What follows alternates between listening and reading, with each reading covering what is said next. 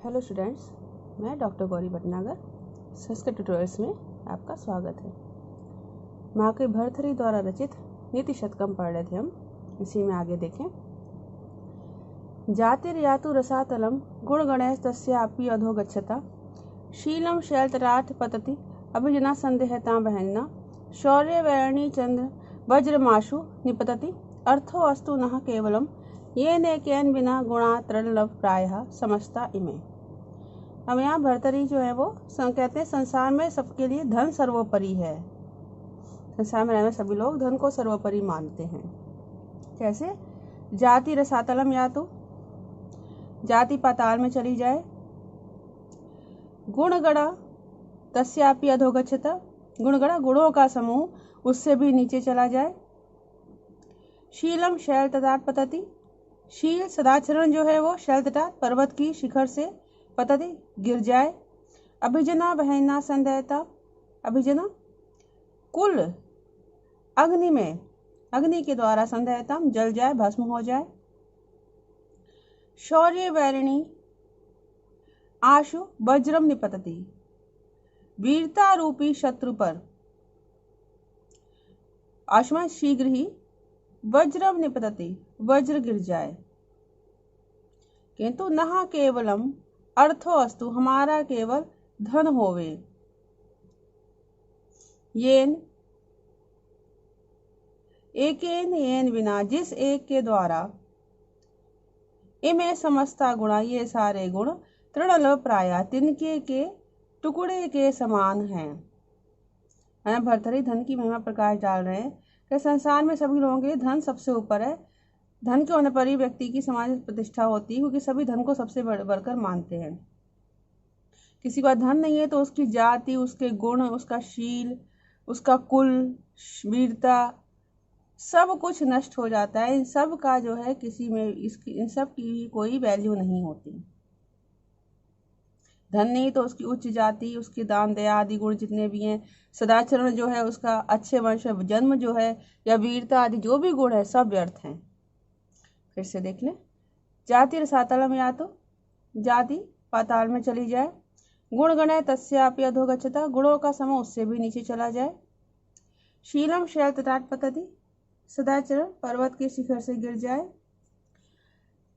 अभिजना उच्च वंश वैरिणा संदेहताम अग्नि के द्वारा जल जाए, वैरिणी शौर्य, शौर्य वैरिणी वीरता रूपी शत्रु पर आशु शीघ्र ही वज्रम निवृत्ति वज्र गिर जाए, नहा केवलम अर्थास्तु लेकिन हमारा केवल धन होवे, ये नेकेन बिना जिस एक के बिना, जिस एक धन के बिना, इमे समस्ता गुणा ये सारे गुण तृणलभ पराया तिनके के टुकड़े की तरह है।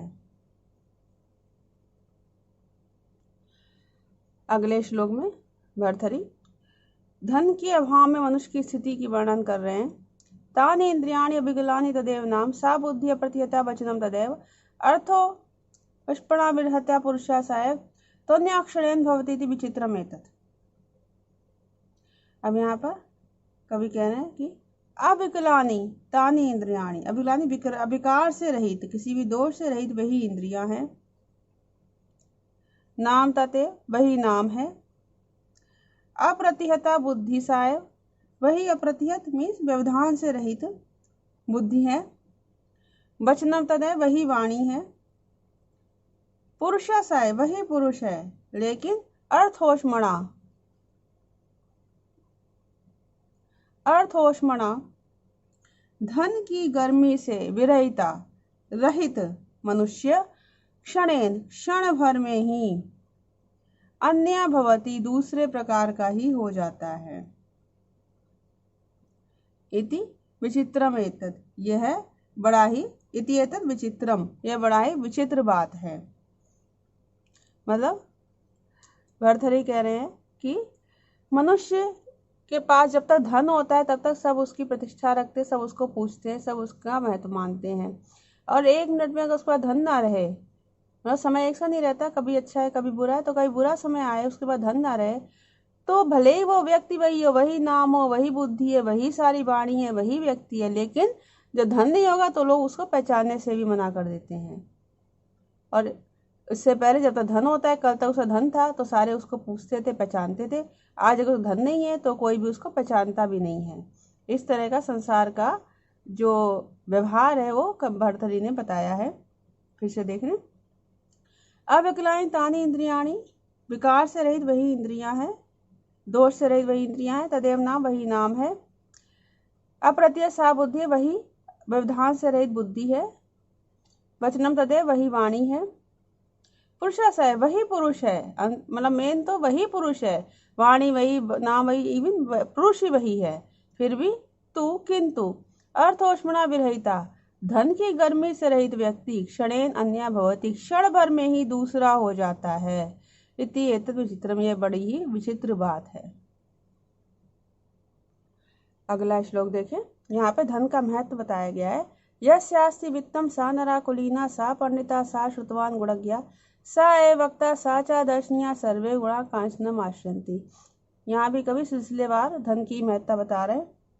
कहते हैं यस्य वित्तम अस्ति, जिसके पास धन है, सा नरा कुलीना, वही व्यक्ति कुलीन है, अच्छे वंश का है, सा पंडिता, वही विद्वान है, सा श्रुतवान, वही ज्ञानवान है, सा गुणज्ञा, वही गुणी है, सा एव वक्ता, वही बोलने वाला अच्छा वक्ता है, सा एव दर्शनीय, और वही दर्शनीय है, सुंदर है। सर्वे गुणा कांचनम आश्रयन्ति, सभी गुण सोने में ही निवास करते हैं, धन के ही आश्रित होते हैं। हम यहाँ कवि कहते हैं कि समाज में धनवान मनुष्य की प्रतिष्ठा होती है, धनी को ही सब कुछ मानते हैं। भले ही वो कैसे ही वंश का, लेकिन उसे अच्छे वंश का मानते हैं। उसके पास ज्ञान हो ना हो, उसे विद्वान मानते हैं, उसे ही ज्ञानी मानते हैं। भले ही उसमें लाख बुराइयां हो, फिर भी उसे गुणी मानते हैं, और उसे ही अच्छा बोलने वाला मानते हैं। भले ही वो कहीं पर कुछ भी एक शब्द भी ना बोल पाए, या पढ़कर बोले, या कुछ सोच कर ना बोल पाए, फिर भी उसे ही अच्छा वक्ता मानते हैं। साचा दर्शनीय, उसे ही देखने योग्य तथा सुंदर समझते हैं, भले ही वो कितना ही कुरूप क्यों ना हो। तो कवि कहना चाहते हैं कि सभी गुण जो हैं वो सोने में ही अर्थात धन में ही आश्रित हैं। फिर से देखें। यस्य वित्तम अस्ति, जिसके पास धन है, सा नरा कुलीना, वही मनुष्य कुलीन है, अच्छे वंश का है, सा पंडिता, वही विद्वान है, सा श्रुतवान, वही ज्ञानी है, सा गुणज्ञा, वही गुणी है, सा एव वक्ता, वही अच्छा बोलने वाला है, सा च दर्शनीय, और वही सुंदर है, देखने योग्य है। सर्वे गुणा कांचनम आश्रयन्ति, सभी गुण धन के ही आश्रित होते हैं। अब यहाँ पर कवि श्रेष्ठ व्यक्तियों के विनाश के कारण को बता रहे हैं।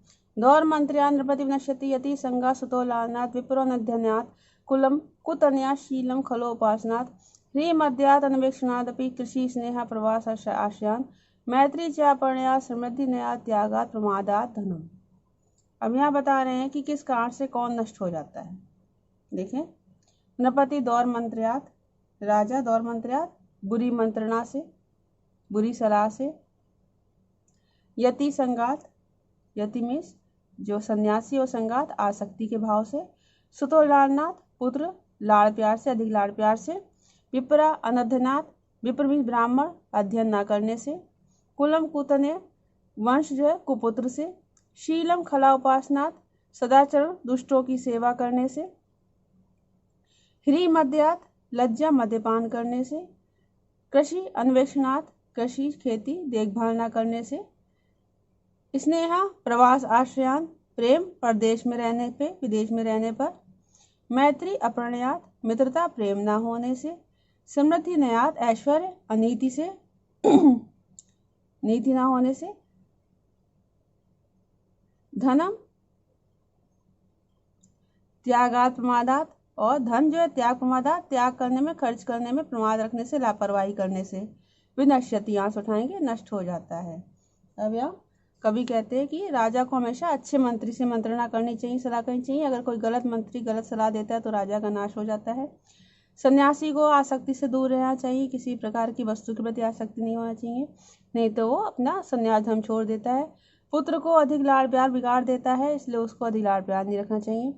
ब्राह्मण अगर अध्ययन ना करे, क्योंकि ब्राह्मण का मुख्य कर्तव्य क्या है, अध्ययन करना और कराना, तो उसे हमेशा अध्ययनरत रहना चाहिए, नहीं तो उसका विनाश हो जाता है। वंश जो है वो कुपुत्र से नष्ट हो जाता है। क्यों? कुल की उन्नति के लिए संतान को अच्छे संस्कार देने चाहिए, तो वंश जो है वो अच्छे संस्कारों से रहित संतान से नष्ट हो जाता है। शीलम खल उपासनात्, सदाचरण जो है वो दुष्टों के साथ से, दुष्टों की सेवा से नष्ट हो जाता है। क्यों? दुष्ट तो अपने जैसे ही बना देंगे, तो सदाचरण का दुराचरण हो जाएगा, दुराचारी हो जाएगा व्यक्ति, सदाचारी तो रहेगा ही नहीं। तो सदाचरण जो है दुष्टों की सेवा से नष्ट हो जाता है। ह्रीमद्यात्, लज्जा जो है वो मदिरापान से नष्ट हो जाता है। क्यों? समाज में एक लज्जाशील होना चाहिए। मदिरापान करने के बाद व्यक्ति को अपना ही होश नहीं रहता, तो लज्जा कहाँ रहेगी। कृषि, खेती देखभाल ना करने से, खेती करते समय अगर जमीन में ठीक समय पर बीज ना डालें, पानी ना दें, उसकी देखभाल ना करें, उसकी जुताई बुराई नहीं करें, तो क्या होगा? नष्ट हो जाएगी। तो खेती उचित देखभाल ना करने से। स्नेह प्रवास रचना, प्रेम किससे नष्ट हो जाता है, स्नेह किससे नष्ट हो जाता है? विदेश में रहने से। क्यों? जो बाहर ही चला गया उसका अपने परिवार संबंध कट जाता है। तो जितना टाइम वो बाहर रहेगा उतना उसके परिवार से संबंध कटेगा, उतना ही वो परिवार के प्रति उदासीन होता जाएगा। मैत्री चा प्रणयात, मित्रता प्रेम ना होने से। अब आपस में प्रेम ना हो तो मित्र किस बात के? मित्र तो वही है जो आपस में प्रेम भाव रखें। अब आपस में ऐसे मित्रता कहने को और आपस में ईर्ष्या भाव रखें तो वो मित्र थोड़ा ना होते हैं। तो मित्रता प्रेम भाव ना होने से। समृद्धि नयात, समृद्धि समृद्धि जो है नीति के अनुसार होती है। मीन्स अगर नीति का पालन नहीं करेंगे, अनीति से रहेंगे तो क्या होगा? संपत्ति नष्ट हो जाएगी।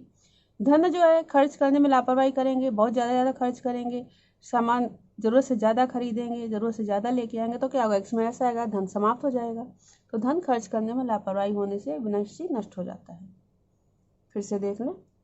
नृपति राजा दौर्मंत्यत बुरी मंत्रणा से, यति संघात सन्यासी आसक्ति से, पुत्र अधिक लाड़ प्यार से, ब्राह्मण अध्ययन न करने से, कुलम कुतनय वंश कुपुत्र से, शील सदाचरण दुष्टों की सेवा करने से, लज्जा मद्यपान करने से, खेती देखभाल ना करने से, स्नेह विदेश में रहने से, विदेश का आश्रय विदेश में रहने से, मित्रता प्रेम भाव ना होने से, समृद्धि संपत्ति अनीति के कारण, और धन खर्च करने में लापरवाही से नष्ट हो जाता है।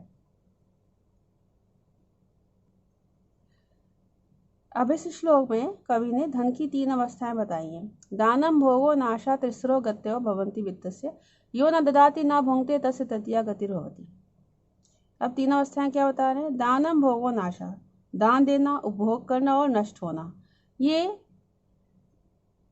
वित्त से तिस्रो गत्यो भवन्ति, धन की 3 प्रकार की गतियां होती हैं। यो न ददाति न भुंक्ते, जो न दान देता है ना अपने ऊपर खर्च करता है, उपभोग करता है, तस्य तृतीया गतिर होती है, उसकी तीसरी गति होती है, अर्थात उसका धन नष्ट हो जाता है। अब भर्तृहरि कहते हैं भगवान ने जो मनुष्य को धन दिया है उसकी 3 प्रकार की स्थिति होती है। दान करना, जो मनुष्य दान आदि करके पुण्य कमाए और दान के साथ साथ उपभोग कर भी, स्वयं भी उपभोग करे, या फिर उसके विनाश के लिए तैयार कर। दोनों काम नहीं करता तो फिर उसका धन क्या होगा? विनष्ट हो जाएगा। तो जो ना दान देता है, जो धनी अपने धन को ना तो किसी जरूरतमंद को दान देता है, ना अपने ऊपर ही उस धन को खर्च करता है, मीन्स कंजूसी रखता है, तो क्या होता है? उसके तीसरी अवस्था होती है, मीन्स या तो उसको धन को चोर चुरा लेता है या किसी राजा के द्वारा ले लिया जाता है, तो उसके धन की तीसरी प्रकार की गति अर्थात उसका धन नष्ट हो जाता है।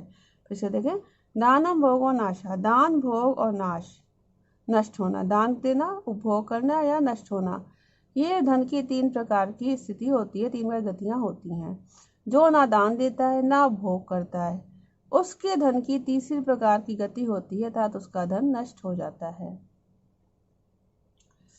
अगला श्लोक देखें। यहाँ पर कवि कहते हैं कुछ वस्तु जो लघुता में शोभा पाती हैं, कृष्ण होने पर दुर्बल होने पर शोभा पाती हैं, जैसे मणि शाड़ोलीना समर विजयी हेति दलितो मदक क्षीणो नागा श्रद्धि सहिता श्यानपुलिना कला शेष चंद्रा सुरत मयिता बाल वनिता तनिम्ना शोभन्ते गणित विभाश्च अर्थशु नरा। अब यहाँ पे कह रहे हैं कि क्या क्या वस्तुएं जो वो कृष्ण होने पर भी शोभा पाती। शाल और लीड़ा मणि, कसौटी पर कसी हुई मणि या रत्न। कसौटी जानते हैं जिसपे कि सुनार आदि उस पर घिस कर देखते हैं कोई रत्न या सोना जो है कितना सही है, कितना असली, कितना नकली, उसे कसौटी कहते हैं। कसौटी में पत्थर सा होता है उस पर चेक करते होते हैं। तो शाल और लीड़ा मणि, कसौटी पर कसा गया रत्न, हेति दलिता समर विजय, शस्त्र से घायल युद्ध विजेता, मदक क्षीणो नागा, मद से क्षीण, मद जल के टपकने से दुर्बल हुआ, नागा में हाथी, शरदि सरिता, शरद श्यान पुलिना सहिता, शरद ऋतु में सूखे किनारों वाली नदी। कला शेष चंद्रा, बची हुई एक कला वाला चंद्रमा। सुरत मयिता बाल मयिता, रति क्रीड़ा में मर्दित की गई नवयुवती। और अर्थिशु, मांगने वालों में गलित विवाह, क्षीण हुए वैभव वाले नरा मनुष्य। ये सभी तनिम्ना अपि शोभन्ते, कृश होने पर भी शोभा पाते हैं, दुर्बल होने पर भी शोभा पाते हैं। महेश भर्तृहरि कहते हैं कि सही वस्तुएं, वैसे तो देखा जाए तो सही वस्तुएं अधिक होने से शोभा प्राप्त करती हैं, लेकिन अनेक वस्तुएं ऐसी हैं जो कम होने पर भी शोभा प्राप्त होती है। जैसे सांड पर कसौटी पर घिसने से क्या होगा, मणि का जो है, रत्न का भार कम हो जाता है, लेकिन उसकी चमक बढ़ जाती है, तो वो सुंदर लगने लगती है। और युद्ध में शस्त्रों के शस्त्र से घायल योद्धा दुर्बल हो जाता है, क्योंकि खून निकल सबको बह जाता है, लेकिन वो युद्ध विजेता होता है, इसलिए उसका सम्मान होता है। मद क्षीणों, मद जल के टपकने से हाथी जो है दुर्बल हो जाता है, लेकिन उसकी शोभा बढ़ जाती है। शरद काल में नदियों की धारा पतली हो जाती है, लेकिन जल के निर्मल होने से वो अधिक सुंदर दिखती हैं। कला शेष चंद्रा, एक कला चंद्रमा बहुत क्षीण होता है। जो आप देखें चंद्रमा को, द्विज वाला चंद्रमा जो होता है उसको कहते हैं बहुत सुंदर दिखता है। तो द्विज का चांद कैसा होता है, एक कला मात्र शेष होता है, तो कला मात्र शेष चंद्रमा सुंदर होता है। सुरत महिता बाल महिता, रति क्रीड़ा के बाद शिथिल हुई युवती जो है, लेकिन उसके मुख की कांति बढ़ जाती है तो वो सुंदर लगने लगती है, इसलिए रति क्रीड़ा में मर्दित की गई नवयुवती वो भी सुंदर दिखती है। इसके अलावा जो लोग निर्धनों को, मांगने वालों को धन देने के बाद स्वयं वैभव से नष्ट हो जाते हैं, निर्धन हो जाते हैं, वो समाज में अधिक प्रतिष्ठा प्राप्त करते हैं। फिर से देख लें, शाण और लीड़ा मणि, कसौटी पर कसी हुए मणि। श्वेत दैत्य समर विजयी, शस्त्रों से घायल युद्ध विजेता। मदक क्षीणो नागा, मद जल के टपकने से कमजोर हुआ, दुर्बल हुआ हाथी। शरद श्यान पूर्णा सरिता, शरद काल में सूखे किनारों वाली नदी। कला शेष चंद्रा, कला मात्र शेष, एक कला बची हुई एक कला वाला चंद्रमा। सुरत महिता बाल महिता, रति क्रीड़ा में मर्दित की गई नवयुवती। अर्थिशु, मांगने वालों में, याचकों में गलित विवाह देने से, याचकों को देने से गलित विवाह, क्षीण हुई संपत्ति वाले नरा मनुष्य। तनिम्ना शोभन्ते, दुर्बल होने पर भी शोभा पाते हैं।